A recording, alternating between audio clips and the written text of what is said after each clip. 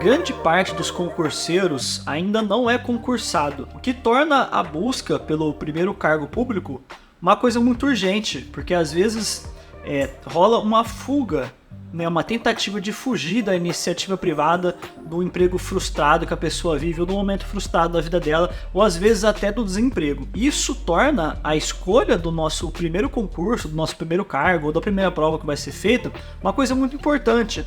Não só da primeira, na verdade, mas das provas que você vai fazer em sequência, dos cargos que você vai escolher e dos concursos que você vai escolher para fazer. Observando as tendências do mundo dos concursos e acompanhando as coisas, eu comecei a perceber que muitas vezes as pessoas acabavam se deixar levar pelo concurso da moda, o concurso da vez, o que estava sendo mais falado, e que muitas vezes não é a melhor oportunidade para aquela pessoa. E por causa disso, e por considerar que eu consegui fazer boas escolhas no caminho das minhas 3 aprovações, eu quis gravar esse vídeo para conversar um pouco com você sobre pontos que eu acho que são importantes na hora de você considerar para escolher a prova que você vai fazer, o concurso que você vai focar, porque a gente sabe que é muito difícil focar em mais de uma prova ao mesmo tempo. Mesmo que você consiga conciliar os editais, o interessante, né, o mais proveitoso, o mais produtivo, é você sempre focar numa prova só. Como exemplo disso, recentemente, tem se falado muito sobre o concurso do TSE unificado, e desde quando ele apareceu, todo mundo pintou a imagem de ser uma oportunidade muito boa, né, o melhor concurso do ano, a melhor oportunidade do ano. Fora todos os atrasos que já teve nesse meio tempo, eu sempre quis destacar, em outros vídeos eu já falei sobre isso, sobre a questão da quantidade de vagas, que eu acho que todo mundo que trata esse concurso como a melhor oportunidade do ano, se esquece de mencionar a quantidade de vagas. Tem estados que tá com 2 cargos livres, 3, 4 cargos livres, contando analista e técnico. E você virar para uma pessoa que às vezes está em algum desses estados e falar para ela que é o melhor concurso do ano, a melhor oportunidade do ano, eu acho que é uma coisa muito equivocada.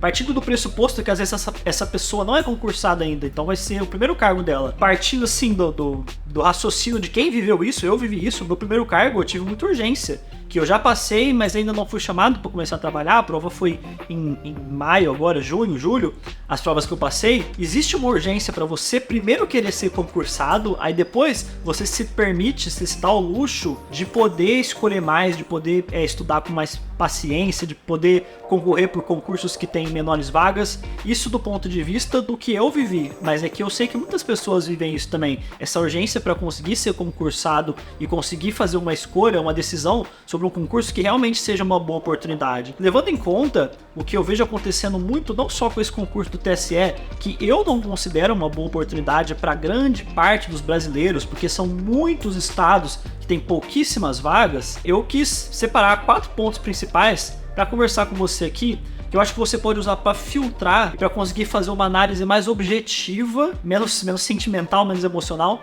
uma análise mais objetiva de como você pode selecionar concursos que sejam boas oportunidades para você, especificamente para o que você vive, para a sua realidade, do seu estado, da sua cidade, o que quer que seja. O primeiro ponto é meio óbvio, mas eu acho importante falar, é você analisar o trabalho que você vai fazer. E eu sei que do ponto de vista para quem está com urgência, muitas vezes a gente acaba só aceitando o trabalho que vai ter que ser feito, e eu nunca vou julgar isso, você trabalhar numa área que você não gosta porque você precisa do cargo. Eu acho que para a realidade que a gente vive no Brasil, isso é extremamente comum. Por outro lado, se existir alguma margem de decisão, eu acho que é importante para você selecionar pelo menos a área que você vai focar na hora de estudar concurso. Porque, por exemplo, entre a área de tribunal e a área fiscal, existem umas matérias que são diferentes, principalmente da parte de exatas. E uma pessoa que não tem afinidade com exatas, eu acho que vale mais a pena ela ir para a área de tribunais. Existe essa diferenciação que tem a ver com aptidão, com o gosto da pessoa, com experiências anteriores. Eu acho que isso deve ser levado em conta no começo de tudo. Então esse é o primeiro ponto. A segunda dica é você olhar quantas vagas tem no edital ou no projeto base que eles fazem lá um pouco antes de lançar o edital, que às vezes informa também. Isso é outra coisa que pode soar uma obviedade, mas o que acontece? Ultimamente tem acontecido essa tendência muito forte e muito chata também dos editais não colocarem o número de vagas. Isso é horrível, entendeu? E aí o próximo ponto, o terceiro ponto, é para te ajudar com isso. E o terceiro ponto é que você precisa dar um jeito de conseguir descobrir quantos cargos vagos tem naquele órgão. Geralmente quando o concurso é divulgado, os cursos já tomam a iniciativa de divulgar essa informação, mas se eles não divulgarem, procura lá no site do órgão, na transparência, geralmente tem alguns relatórios que vão te mostrar isso. Cara, isso é muito importante por causa desses editais que não vem com vaga, vem só CR, eu venho tipo 5 vagas mais CR, cadastro de reserva. Você precisa, antes de decidir se você vai fazer o concurso, ir lá e checar quantos cargos vagos tem. Tem muito concurso que é pintado como oportunidade do ano, e aí você vai ver a quantidade de cargo vago e ela é minúscula, muito baixa, e aí tudo deixa de fazer sentido, que é exatamente o que eu falo do concurso do TSE unificado.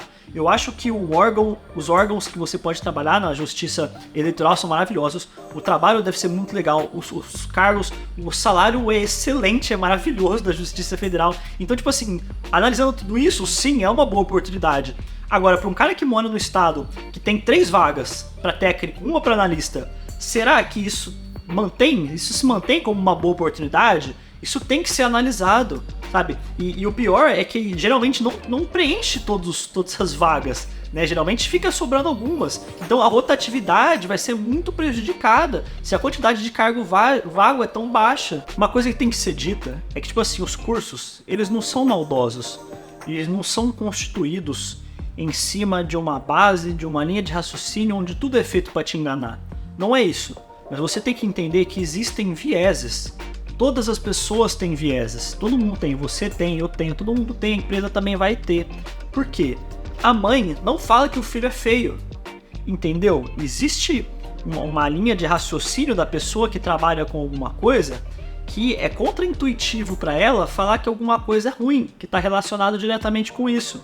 Então, muitas vezes, se você chegar de uma forma direta e abordar uma pessoa que trabalha com isso e perguntar para ela, olha, entre fazer o concurso do TSE aqui pro meu estado, que tem 3 vagas, e o concurso do Tribunal de Justiça aqui do meu estado também, que saiu com 120 vagas, qual que você acha que eu devo fazer? É muito provável que, né, numa conversa dessa, a pessoa vai falar, olha, do Tribunal de Justiça, se você tá com uma urgência pro cargo, parece que é uma ideia melhor, né? Isso é muito provável que isso vai acontecer. Agora, por outro lado, a pessoa, a hora que ela tá no trabalho dela, ela não vai deixar de comentar sobre o concurso, de falar que é uma boa oportunidade, etc, etc. Mas aí, você tem que ter a malícia de tomar a iniciativa própria, porque é do seu interesse, de você ir lá e ver o que é melhor para você. Isso é muito importante, você tem que ter essa proatividade em relação a isso. Senão você vai ficar eternamente tomando as escolhas e tendo as percepções que são passadas por você pelas pessoas que estão vendendo algum produto, que não necessariamente são maldosas só porque vendem algum produto, mas existe um viés da pessoa que está vendendo alguma coisa para falar daquela coisa que ela está vendendo. Qual a chance de alguém vender alguma coisa e falar para você não comprar? Entendeu? É complicado. Então, novamente, não é que existe uma maldade por trás disso, mas você tem que ter um senso crítico e um senso de falar, não, beleza, eu vou analisar para a minha realidade. Será que isso é uma boa oportunidade para mim? E aí você vai analisar essas variáveis que eu estou te passando de forma objetiva. O quarto ponto é um ponto que as pessoas mais experientes no estudo para concurso já estão bem acostumadas a fazer, que é você ir no edital anterior, além de olhar todas as informações importantes, né, tipo as matérias, se não tiver saído o edital que você vai fazer a prova ainda, você olhar quantas vagas tinha no edital e depois você ir pesquisar quantas pessoas foram chamadas. A validade do concurso inicialmente foi 2 anos, prorrogaram por mais 2 anos.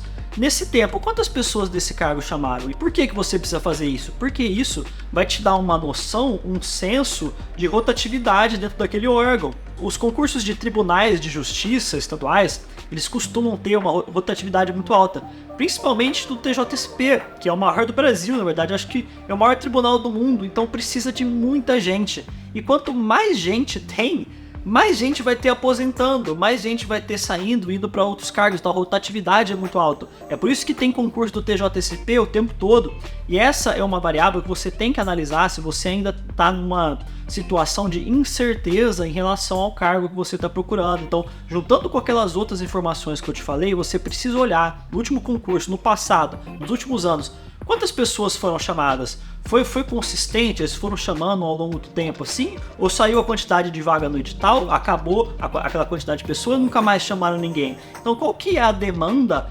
prática dessas pessoas que o órgão vai chamando, porque aí você pode ter uma noção. Se no edital anterior saíram 10 vagas e depois dessas 10 vagas chamaram mais 3 pessoas, e aí o próximo edital sai com 15 vagas, o que você vai pensar? Os caras vão chamar 15 e sei lá, mais 2, né? Óbvio que isso não é um fato, não necessariamente vai ser assim, porque as coisas mudam, a população aumenta, às vezes entra uma pessoa no executivo ou no judiciário nova e ela muda a forma como estão sendo administradas as coisas, às vezes aumenta a quantidade de verba, aumenta a quantidade de cargo, podem passar uma lei aumentando a quantidade de cargos, então e realmente isso pode mudar tudo, e você tem que analisar isso, tudo isso. Mas a minha dica principal aqui é essa: olha o edital anterior e quantas pessoas foram chamadas nesse meio tempo. A minha intenção gravando esse vídeo foi tentar, de maneira sucinta, de maneira objetiva, te passar algumas coisas que eu uso quando eu vou escolher a prova que eu vou fazer, o edital que eu vou estudar. Eu espero que eu tenha conseguido te ajudar. Se você é concurseiro e não está inscrito no canal,